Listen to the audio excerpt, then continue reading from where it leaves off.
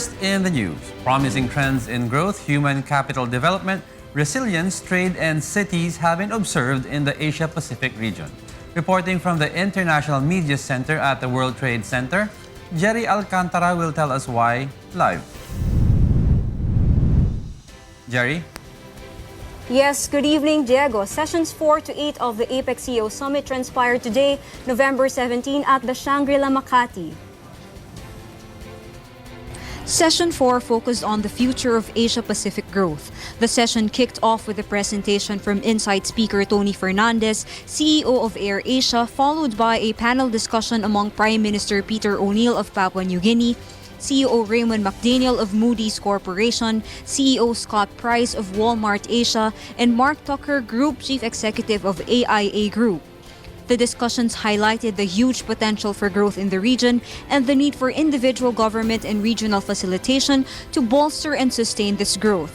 This quote from Scott Price perfectly captures the discussion that took place.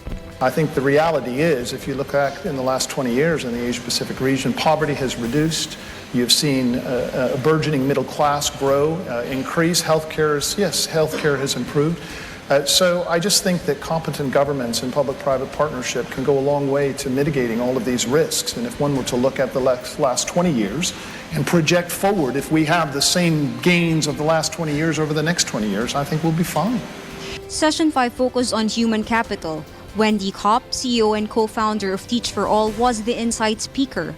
A panel discussion among Undersecretary Kenneth Hartigan-Go of the Department of Health Philippines, President and CEO Ramon Del Rosario of Finma Corporation, CEO Nicholas Aguzin of JP Morgan Asia, and CEO Olivier Carmile of Sanofi Pasteur followed. Health and education are indeed critical for human capital development, which in turn ensures workforce readiness for the global economy. Session 6 tackled strategies for growth, equity, and resilience, featuring President Chung Tan-sung of Vietnam as the head of state in the panel discussion.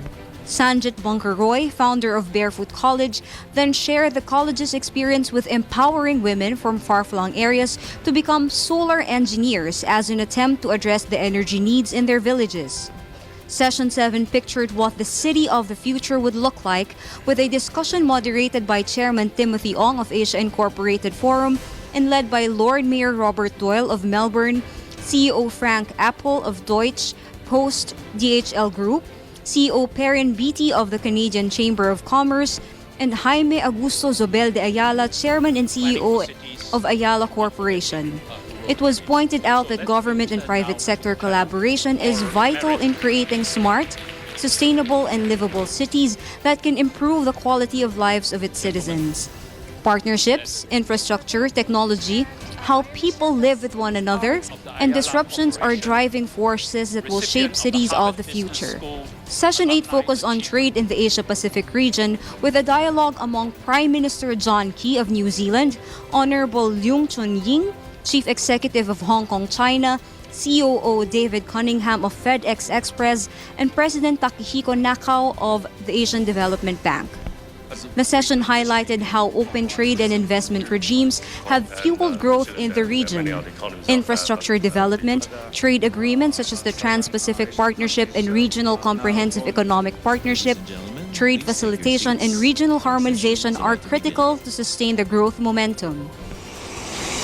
Tomorrow, the last day of the APEC CEO Summit will feature dialogues with President Barack Obama of the United States, President Xi Jinping of China, and Prime Minister Dmitry Medvedev of Russia. Operating Officer of FedEx.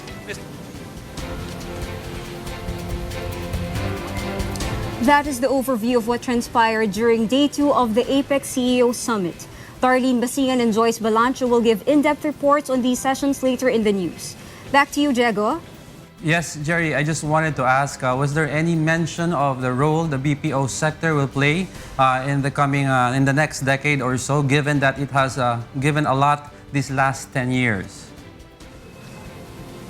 Yes, Diego. There was no specific mention of the BPO industry, but although it was mentioned that human capital development is very integral in inclusive growth. And part of this human capital development is, of course, developing skilled labor, which is very much used to bolster our BPO industry. So it's a different set of training that will be used in this particular industry, and we need to prepare our people to be able to send them and prepare them for our global economy. Yes, Diego? Yes. Thank you, Gerry, reporting live from the World Trade Center.